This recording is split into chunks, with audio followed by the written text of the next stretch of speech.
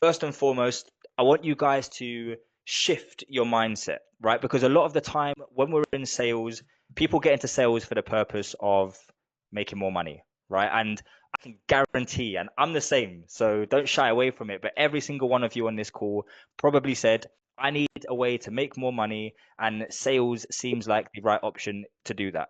And then there's the shiny object all over the like your Instagram feed or TikTok or wherever you're consuming content telling you, oh, you can make 10K a month through high ticket sales. You don't need to start a business. Fine, that is true, right? You can make 10 grand a month in high ticket sales.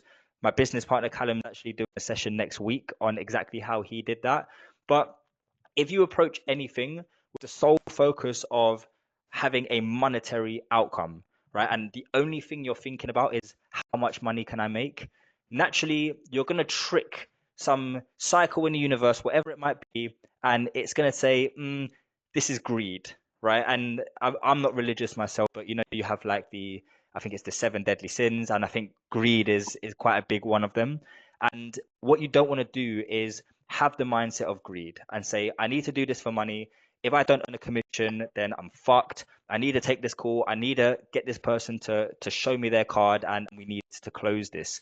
The moment you start thinking like that, the sale will disappear.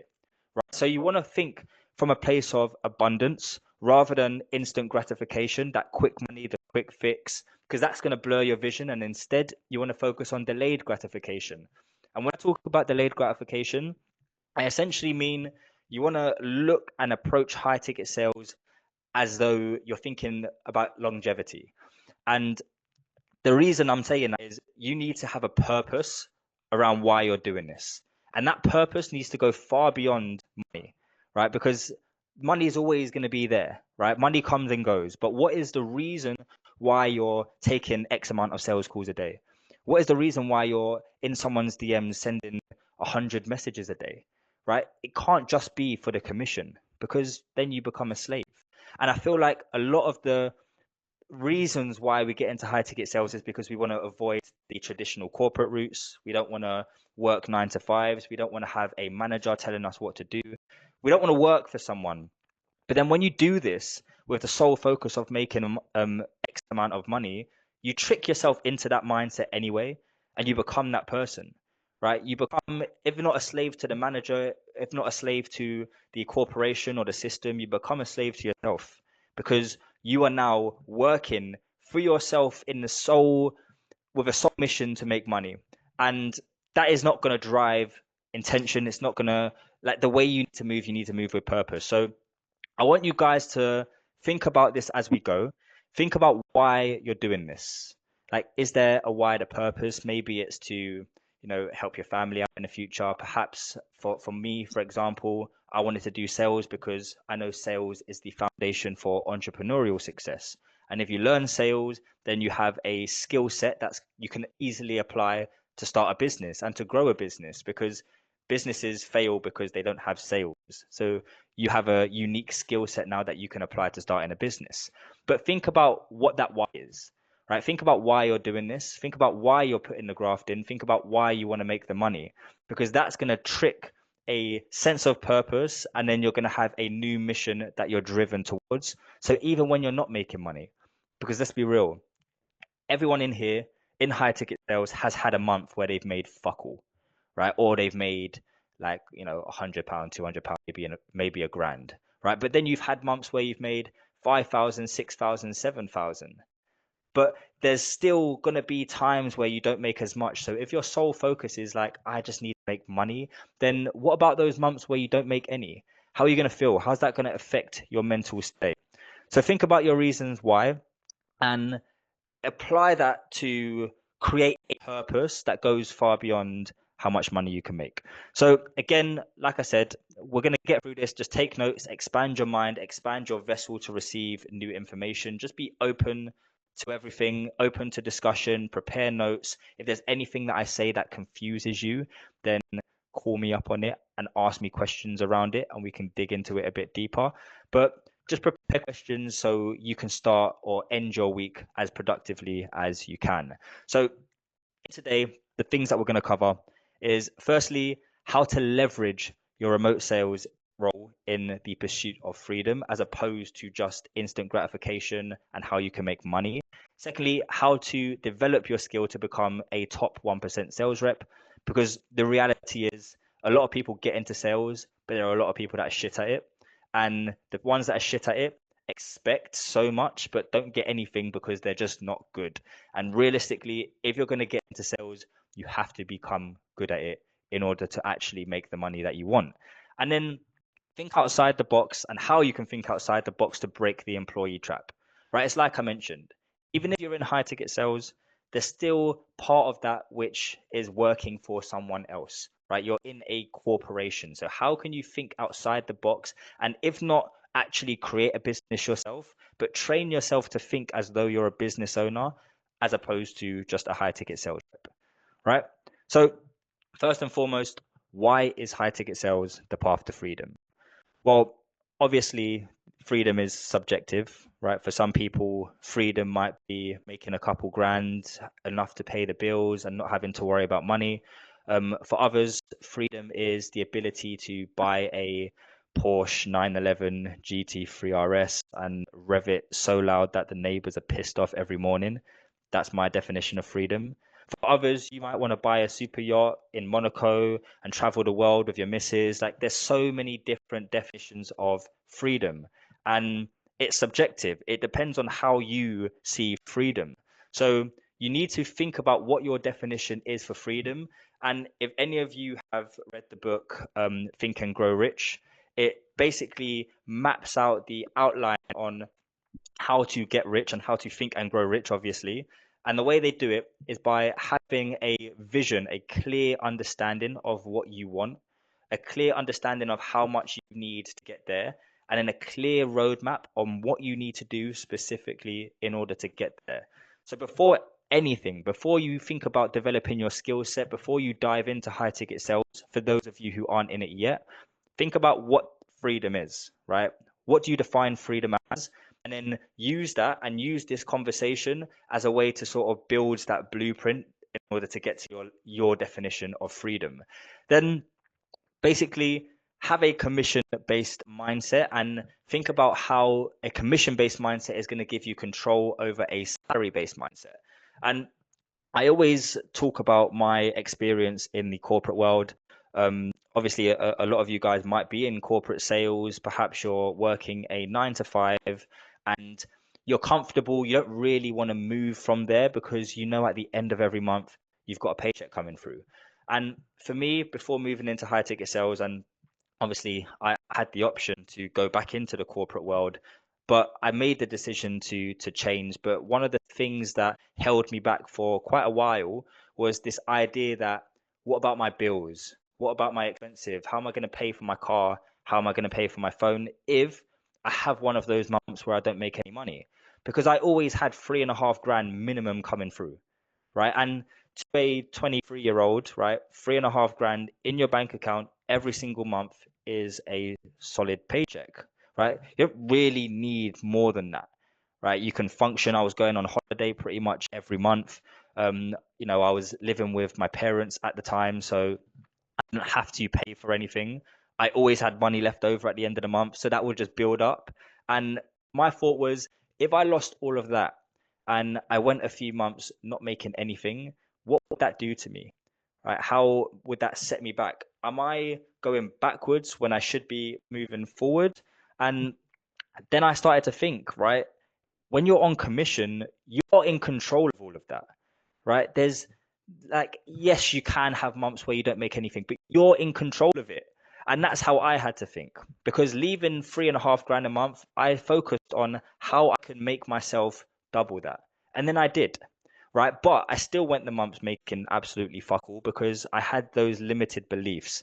And those limited beliefs around having a salary at the end of every month is what typically holds new people in high ticket sales back, because you're always expecting something when realistically you need to understand that the world don't owe you shit, right? And you have to go out there, you have to develop the skills, and you have to put yourself in uncomfortable situations in order to give yourself control. But once you do that, it's limitless, right? Your outcomes, the opportunities, they're going to keep flowing. So you want to develop a commission-based mindset, because if your goal is to start a business in the future, it's the exact same thing, right? You eat what you kill. Your business isn't going to start paying you a salary unless you create the infrastructure in order for you to do that. But creating that infrastructure means you need a commission-based mindset. And that's why I feel like sales reps, specifically high ticket sales reps, do make the best entrepreneurs. Which leads me on to that final point around the path to freedom. Because what is the conventional journey for a high ticket sales rep? And again, this is something that I want you guys to think about. And I don't know whether you lot like journal or vision board or shit like that, but I would recommend at least having an understanding of these things. Firstly, what your definition of freedom is, but what do you need to achieve in order to have freedom? Because again, I can talk about the 911 GT3 RS, I can talk about the super yachts in Monaco, but that's freedom at the top, but you need to do something in order to give you freedom. And you need to be going on a journey. You're not going to achieve it just working in sales. Yeah, you earn quite a lot, but you need to think outside the box now. So the conventional journey that I've seen for high ticket sales reps is become an appointment setter and understand the foundations of a business and understand business development and how you can communicate with the right people, the right audience, and present an offer to them. And then you move into being a closer, where you essentially understand the entire sales process. And then it's a bit more psychology, because now you're faced with objections around pricing and partners and things like that. And then you look at all of that and think, okay, well, this is the client acquisition funnel. I know how to get appointments. I know how to close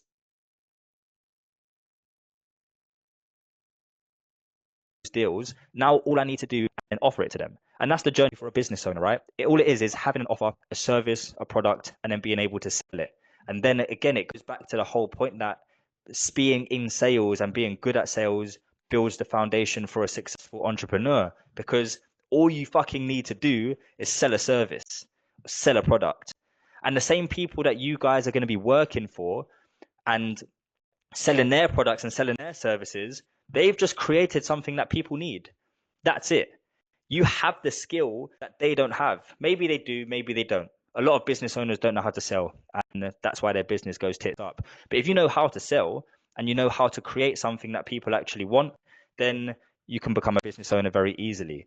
So that is typically the conventional journey for high ticket sales reps, but it might not be the case for you. It was definitely the case for me.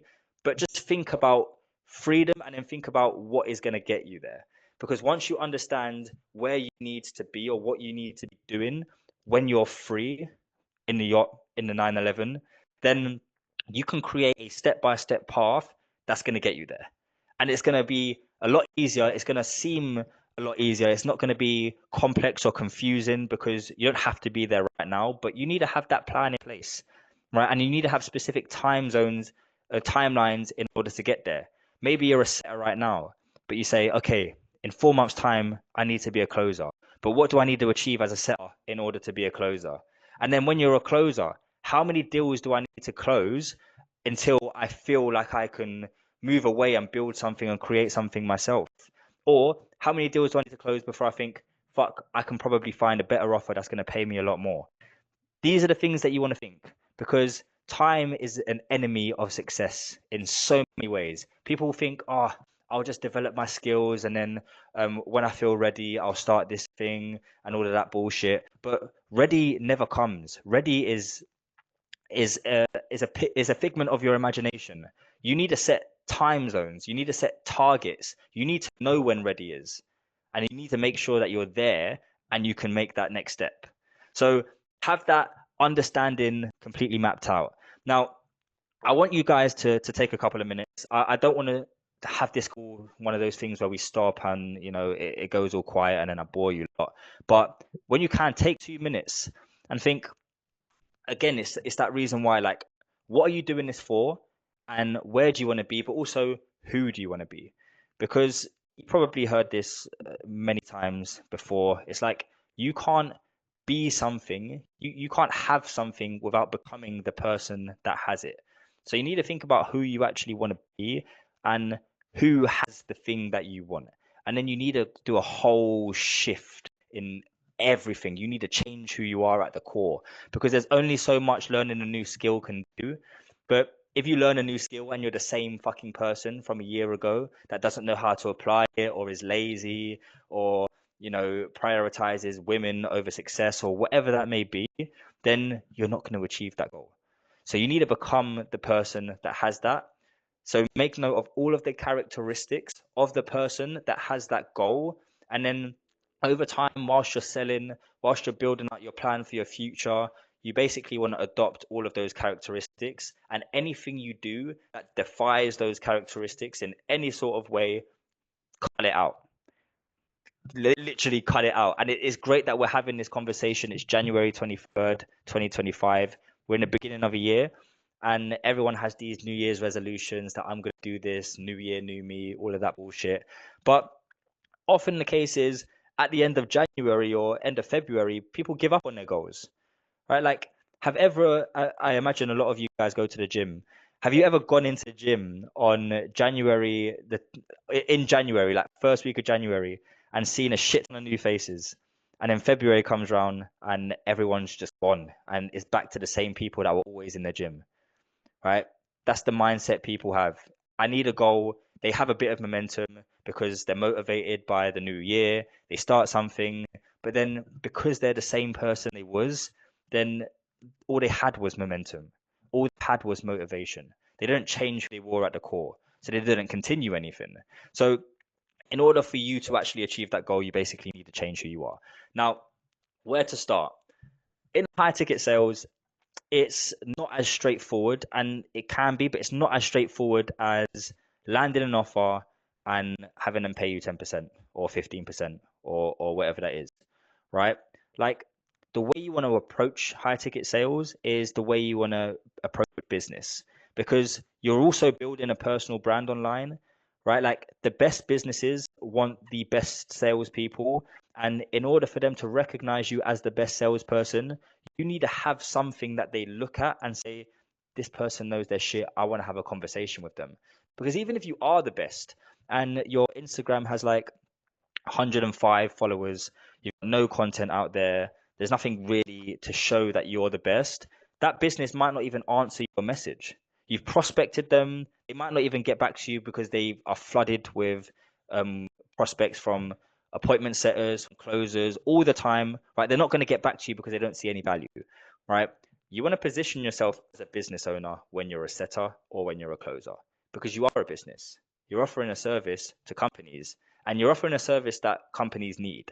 So, in order to actually position yourself as a business, the first thing you want to do is connect with high leverage individuals. Now, the way that I speak to my team and the way that I've, actually had conversations with a lot of you guys on this call is just through building relationships, right? Connecting with people in a space that you're familiar with, that you're in, that you're interested in, without any further intentions, right? Without the intention to sell or without the intention to ask. Because if you're gonna ask for something, you need to give something. And people need to trust you and people need to want to give you something if you're asking for it. So by connecting with people, just building relationships, it doesn't need to be anything complicated. It could be a simple message, a follow, hi, how's it going? How are you doing in this space? Like, what are you up to? All of that shit is gonna build your connections on your social media, and naturally the law of the universe is going to start giving you more opportunities, and you're going to be able to connect with more people in more spaces that maybe looking for a setter or maybe looking for a closer. And who the fuck are they going to go to? The hundred of setters that are basically prospecting them in the DMs, or the one person who they had a very valuable call with. You can control your destiny completely just through building relationships with the right people. Like, in the early stages of sales, I was thankful enough to connect with someone on LinkedIn. His name's Santino, and he runs the sales team for a company called 5D. They help people to get involved in mergers and acquisitions, buy businesses, things like that. And it was very interesting. And just through having a conversation with him on LinkedIn is what helped me get into high ticket sales, right? I didn't need to build that relationship. It was someone who connected with me. I was looking for corporate roles, but then I had a conversation with him, and then I got introduced to high ticket sales, and now we're here. So building relationships with the right people can massively open doors, especially when you know that they have leverage, right? So be strategic about it, connect with the right people, and honestly, it will open a ton of doors for you. Then, secondly, you need to start thinking of sales as a holistic approach. Now, this is something I talk about a lot, and a lot of you guys might, disagree with what I'm about to say here. But if you're a closer, you need to know how to book appointments, and if you're a setter, you eventually need to know how to close deals. In order for you to be successful in the realm of high ticket sales or sales in general, or remote business, online, the online space in general, you need to know sales as an entire process, because the sale is never a sales call, right? The sale doesn't happen just through building a relationship in the DMs. Someone has to go through a series of events in order for them to commit to making a high ticket investment. So even if you're on an offer that's all inbound leads, you need to understand that that customer or the person you closed on the sales call has gone through a series of touch points before they've even got onto that call with you, right? The ad pre-sold them. Someone in the DMs pre-sold them. The content that they were consuming for the past couple of weeks pre-sold them. And if you are a one-trick pony or a what's the word, where you only know one part of the process basically, then you're going to lose out to the competition of people who know how to set appointments but know how to close, even if they can't close as well as you, right? The ones that know how to do the entire sales process are the ones that are successful. I was never the best closer, right? I knew how to close deals. I was always closing at around 35% when I was on the 5D offer. But there were way better closers than me. There were closers doing like 50% easy. And these were all ads, leads coming in from ads. They were nurtured. They were vetted by appointment setters. They were triaged. Like they were warm leads. And there was better closers than me on there. But I knew how to set appointments. So I knew that I had an edge on them because I had 5 years in SaaS, literally cold calling, reaching out to people on LinkedIn, sending emails, and booking appointments. So I knew I had that edge, and I knew I was able to leverage that skill to start in an agency. And then when I started my agency, I was tripling my income from being a high ticket closer instantly because I knew how to book appointments and I knew how to close deals. And my offer was very basic, right? We just helped companies build out sales teams. Exactly what Santino did. I just copy and pasted his exact strategy. But because I had a unique skill set in booking appointments and closing deals, I was able to build something big, right? So understand that sales is a holistic approach. You need to understand the entire process. Now, the final one is you will attract and retract opportunities with your mindset. Now, you might notice this. When there are negative people, those negative people that talk negatively, they stay negative. And the reason they stay negative is because they have absolutely fuck all to be positive about because they've always been negative. However, the people who are innately positive, people that you know, think about someone who you know who is quite a positive person. They're always positive because they're so positive that they attract positivity and then they've got nothing to be negative about. Now, even if something shit happens, even if you have 5 deals that you should have closed and they didn't, and it fucked up your targets, like that's going to happen at some point, or a variation of that may happen to you. You need to remain calm, collected, and positive.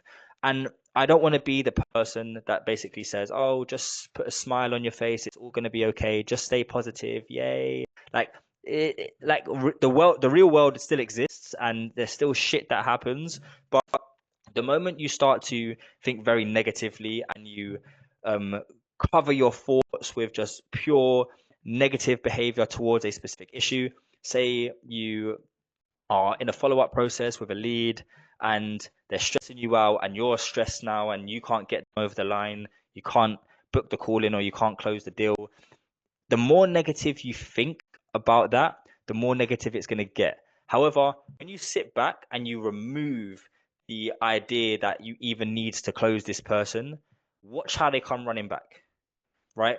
You need to remove yourself from the outcome entirely, because the outcome and not achieving that outcome is what might be keeping you negative. If you look at a conversation that you're having in the DMs, or you're on a sales call and someone's giving you shit and you just don't give a fuck about what the outcome is, you're truly authentic in that moment. You're truly authentic because you don't actually care what's going to happen. So if they want to close, it doesn't really matter. If they do close, amazing. But the fact that you don't care means that the prospect isn't going to sense or feel a sense of urgency from you, like you need to close that person. Because the moment a prospect feels like they're being closed or feels like they're being sold to, they naturally retreat, right? So the moment you're actually not trying to sell and you're just literally there to help, which is exactly what you need to be offering as a salesperson, and you remove yourself from a negative mindset on I need to sell this person, you'll probably close them. Whereas if you're getting antsy about having to close the lead, then you probably won't. So that's the sort of mindset that you want to have getting into high ticket sales, or if you are in high ticket sales already and you don't have that mindset, I promise you your booking rate and your close rate is going to massively increase, just adapting those little things, right? And specifically connecting with high leverage individuals. If you're looking for new offers, which a lot of you may be, that's the best way to do it. Build the relationships. Now, what challenges are you likely to expect in high ticket sales? Well, firstly, failure, right? You're going to fail. There's going to be calls that you think, fuck, I should have done better in that. But you want to learn to love failure, because failure is just a understanding of what your internal bottlenecks are. And then once you know that, treat it like data and learn to love it. Take as much data in as you can, and then use that to improve yourself, right? If you fail once at one particular thing, it's fine. If you fail at it again, work on it. If you fail at it constantly, then you're just fucking up, right? You failed for a reason. Just learn from it. And then missed opportunity, right? Something's gonna like you're gonna see something, you're like, oh, I need to work on this offer. This is amazing, and then it goes. And then you see another one, oh, it's amazing, and then it goes. And then you apply for a bunch of different offers, and no one accepts you. Missed opportunities are gonna happen, but the more consistent you are, specifically with connecting with high leverage individuals, the more consistent you are with that, the higher the likelihood that more opportunities are going to come. And then shiny objects.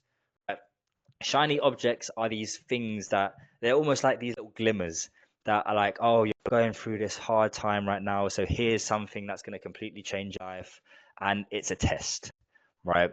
And if you accept that shiny object, then it's going to damage the outcomes and the opportunities that follow. If you don't feel like something is right for you, but it on paper is like, oh, I can do with this right now, don't accept it. And an example of that is if you start a business and you're focused on a specific niche, and then someone else comes in, they're from a completely different niche, and they're like, oh, I want to work with you. Here's 3 grand, right? For a business owner, that 3 grand is going to look very tasty and going to want to accept it. But then you have to think back to the purpose of your business and say, I'm taking on someone who doesn't actually fit the ethos of my business, meaning in order to deliver a great service, I need to completely remove or move away from my strategy that I've implemented with other clients and develop something new for them. And there's a possibility that this might not work, and then I have to refund them, right? But that shiny object got you into that situation.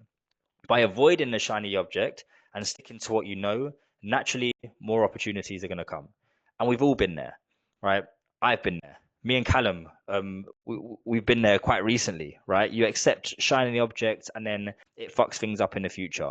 But you should expect to see those shiny objects and just be aware of them. And then false promises. This is something that happens often. A business that's looking for a setter or a closer, they're going to tell you, oh, the OTE is 5 grand, right? And then you're going to get all excited. And I guess you can call that a shiny object. You get all excited, you overlook everything else, and you move on with this offer. And now you've wasted 3 months of your time because you were promised this OTE and you didn't get it. The business owner lied. They just needed someone to take those sales calls.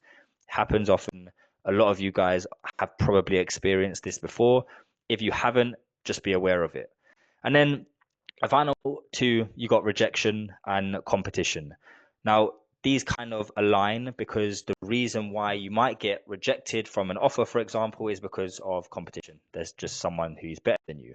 Now, the way that you want to look at all of these things is how can they become growth opportunities, right? And there's a quote from Kobe Bryant. I've actually got this exact quote tattooed on my leg. And it says, everything negative, pressure, challenges are all opportunities for me to rise. Now, think about that. These are all, I guess, negative things. They're, pressure, they're challenges. How can we look at everything here and say there's an opportunity there for you to rise? Well, failure, naturally, when you fail, you learn. You've done something wrong, you just don't do it again. There's your opportunity to rise. Missed opportunities, you if something comes along that you don't get, you're just like, cool, nip it in the bud, focus on getting more opportunities, and then you'll land one that was better than the one that you missed. Opportunity to rise. Shiny objects. If you're faced with a shiny object, read it, understand it, don't fall to the temptation, and then more opportunities are going to come your way. False promises. It, if you're faced with a false promise or you move on to an offer because of a false promise, then you're more alert now. So now you're aware of all the false promises, but also you're more strategic and you think more about the offers that you take on or the people that you deal with because in the past you've had false promises. So again, it's an opportunity to rise. Rejection, naturally, you're rejected once. Find out why they didn't go with you.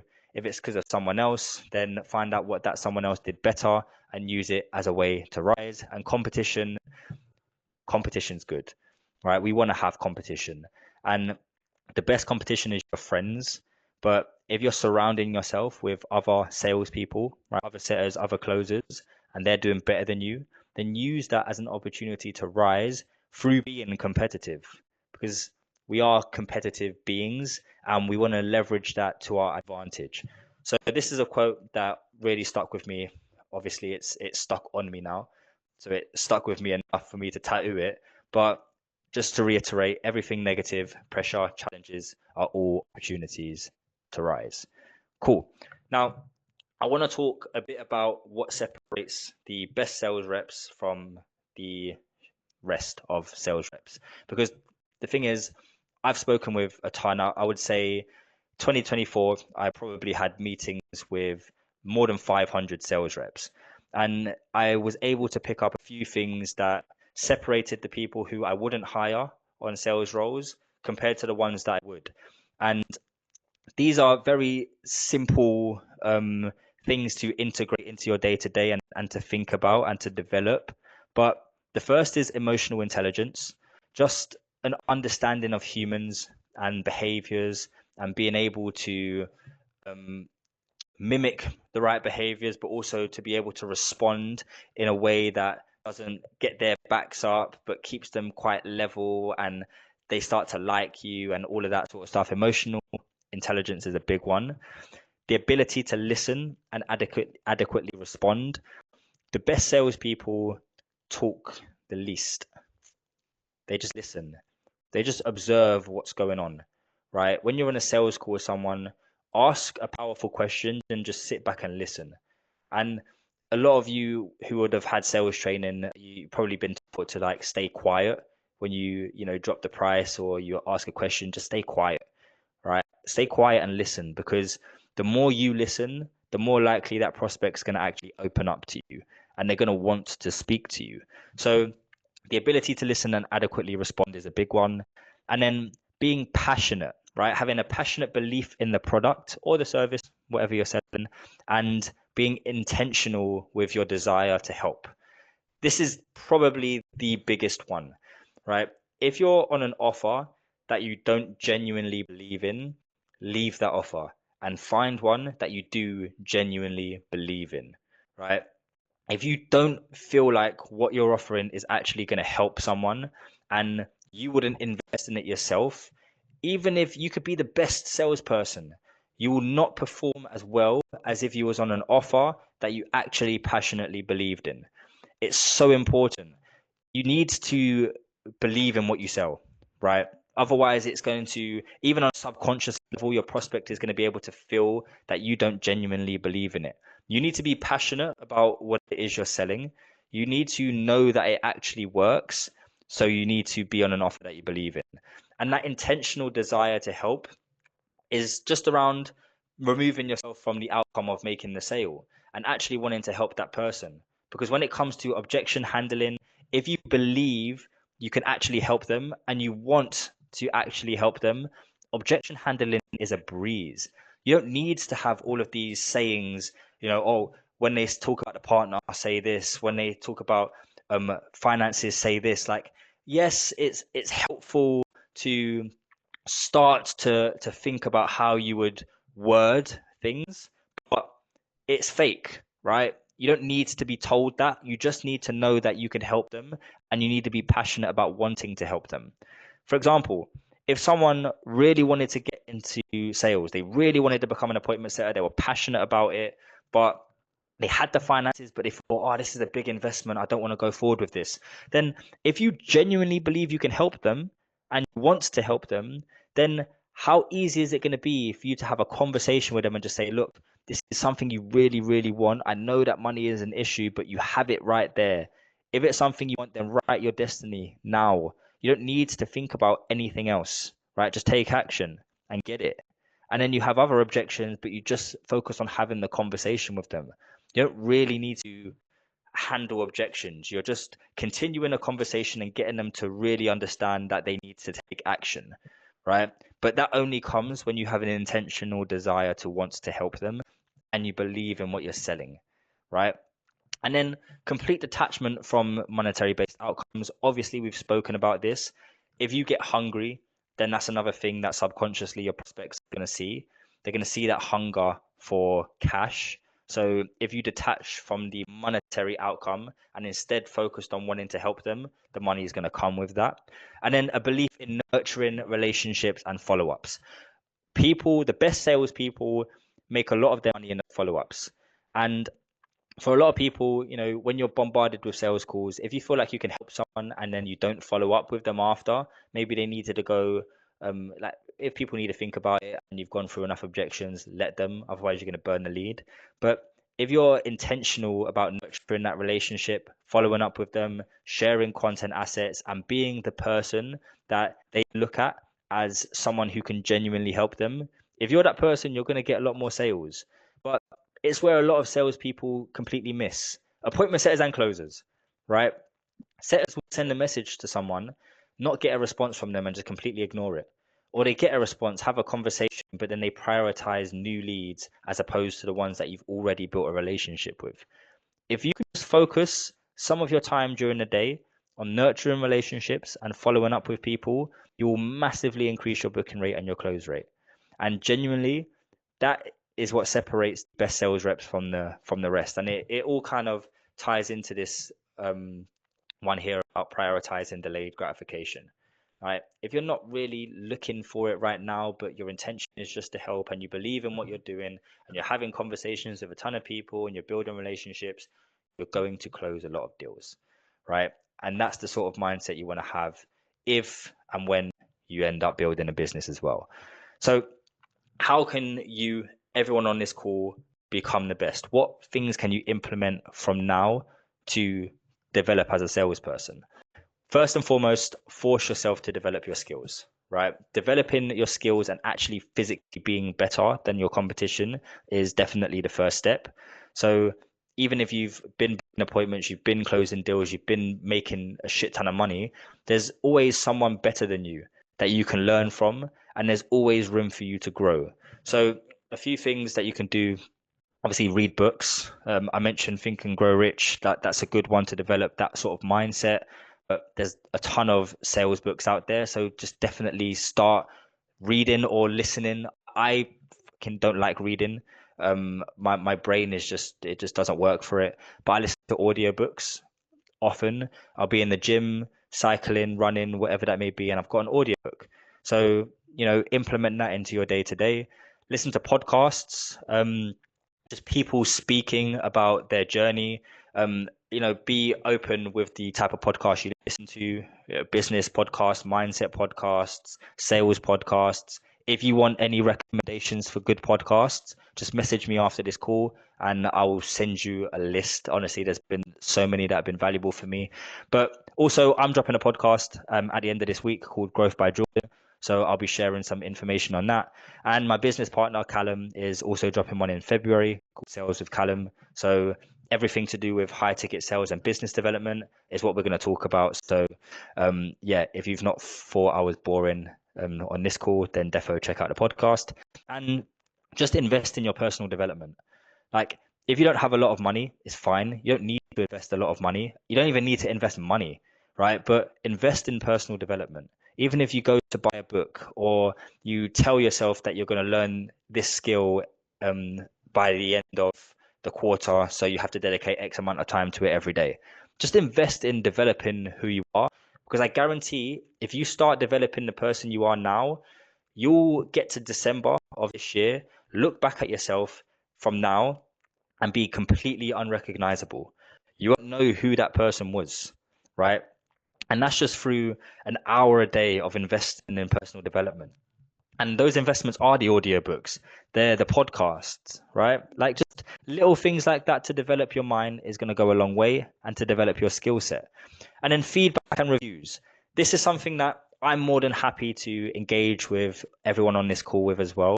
If if you're setting appointments, you're closing deals, like just understand your data, know how many conversations you need to have in order to close X amount of deals, understand your close rate, find your bottlenecks and then plug them, right? It might be the objection handling that you know is going wrong, review your sales calls, and then just focus your intentions on improving that specific area.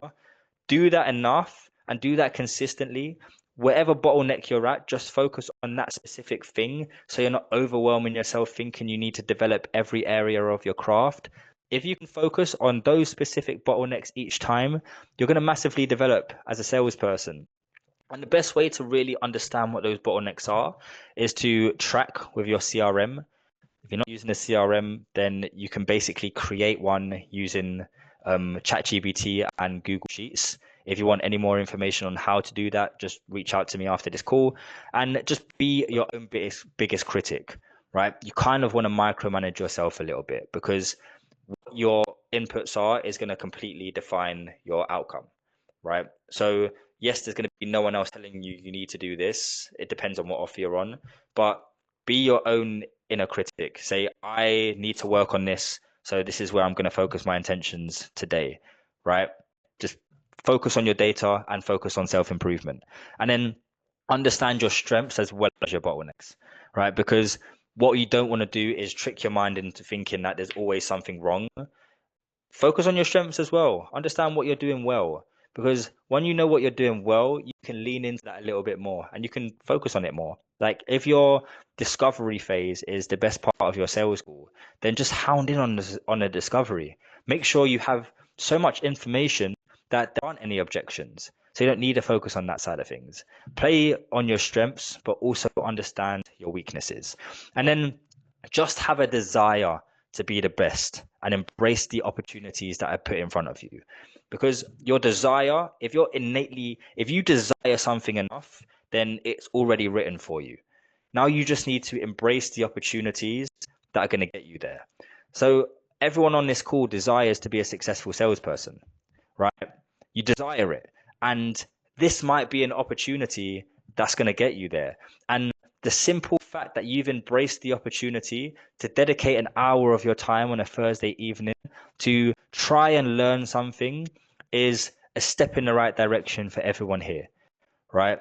If you have that desire to achieve something, there's naturally going to be things that happen in your life, some bad things, some that are going to be painful, some that are going to be very helpful, some that are going to look like shiny objects. Things are going to keep coming up in your life that you need to seek and accept and internalize and become and use it to shape who you are. Because manifestation happens when you want something so intensely that you naturally attract the opportunities that are given to you to achieve it. Manifestation isn't saying, I want to have a Lamborghini, fingers crossed, close my eyes, it's going to come in front of me. That ain't manifestation. Manifestation requires action, and it requires things to happen in your life that are going to drive you down there. And you are going to manifest being a successful salesperson because already, and I know it, every single one of you are going to manifest being a successful salesperson because you're on this call. Maybe you're going to manifest being a successful business owner as well. But you're going to manifest that just through that desire and taking chance of the opportunities that are put in front of you. So don't let fear hold you back, because that's the main thing that does it. The fear of losing, the fear of it not going to plan, it can hold you back, and it causes us to overlook the opportunities that we're given. It's fear. If you remove fear from the equation and just say fuck it and take the chances that are put in front of you, then some of them you're gonna fuck up, right? So if you embrace all of those opportunities, there are gonna be some that don't go well for you, but that's fine, because that's gonna shape you in a particular way for you to either think differently or act differently. Regardless, it's gonna be for the intention of self-development and achieving the goal, that idea of freedom, that outcome that you want. So just embrace those opportunities, because if you genuinely want something bad enough and you consistently put yourself in the positions to achieve it, you will succeed. It's inevitable. There's there's not one person out there who has worked at something and believed in something so much that they dedicated hours of their day to development, to skill development, personal development, and did not achieve their goal. There's not one person who can tell you that. Every single successful person that you're listening to has told you that all they needed to do was desire it and take action. That's it. That's all they needed to do. So it's really straightforward. Like, those three things are the only things you need to do to become the best. Obviously, amongst everything else we've spoken about, but really just develop your skills, focus on your bottlenecks and improve who you are, and have that desire and start embracing the opportunities, because you will get there. Now, I kind of wanted to caveat this entire session with sort of subsection on exploiting online market gaps. And this is specifically for you if you want to go down the business route. So you're in high ticket sales and you eventually want to start, whether it's an agency, a coaching business, you want to become a consultant, whatever that may be. Understand that the main reason businesses fail is due to a lack of sales, right? Like, business owners, they either can't sell themselves or they can't attract the right sales talent. So naturally, they don't close any deals, they don't make any money, and the business can't stay afloat, right? So great salespeople are massively in high demand, right? And like I said before, the best businesses, they want the best salespeople. And in order to become a great salesperson, you need to focus on all of those things that we just spoke about. But you're in high demand. Businesses need you.